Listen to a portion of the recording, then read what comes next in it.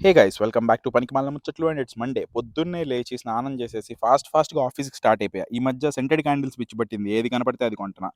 So, ఇంక అట్లా ఆఫీస్‌కి స్టార్ట్ అయిపోయి ఆఫీస్‌కెళ్ళి నాకు దట్ మండే మూడ్‌లోకొచ్చేసరికి ఒక గంట, గంటన్నర పట్టిందనమాట. సో, ఇంకా గంట, గంటన్నర తర్వాత ఇంక ప్రశాంతంగా ఒక కాఫీ తాగి పనేంటి, వర్కేంటి, ఏం చేయాలి చూసుకొని అట్లా చేసుకుంటా కూర్చున్నాను. మొత్తం ల్యాగ్‌గా ఉంది.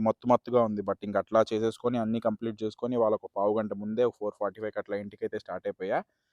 కొంచెం విపరీతంగా ఆకలేస్తుంది. కొంచెం తలకాయ నొప్పి పుడుతుంది. అలిసిపోయాను. సో, అట్లా ఇంక ప్రశాంతంగా ఫ్రెష్ అప్ అయిపోయి, డ్రెస్ చేంజ్ చేసుకొని, అలా బయటికెళ్ళి కిచెన్‌లో ఏమున్నాయని చూస్తుంటే ఏమి లేవు. సో, ఇంక 2 ఎగ్గులు కొట్టేసుకొని, బ్రెడ్ ఆమ్లెట్ లాగా చేసేసుకొని, ప్రశాంతంగా అట్లా ఇంట్లో ఎవ్వరూ లేరు. పీస్‌ఫుల్‌గా ఎవ్వరు మాట్లాడి ఏ వినపట్ల. హాయిగా ఒక్కడినే అట్లా ఆమ్లెట్ ఏసుకొని, హాల్‌లో సోఫాలో కూర్చొని, ఆస్వాదిస్తూ తింటా ఉన్నాననమాట. ఈలోపు ఒక అక్కయ్య వచ్చేసింది లూజ్ లాజులు చేసుకొని. సో, తనకి రేపు డ్రైవింగ్ లైసెన్స్ ఏదో ఉందంట అపాయింట్‌మెంట్. దానికి డ్రైవర్స్ సర్టిఫికేట్ తెచ్చుకోవాలంట.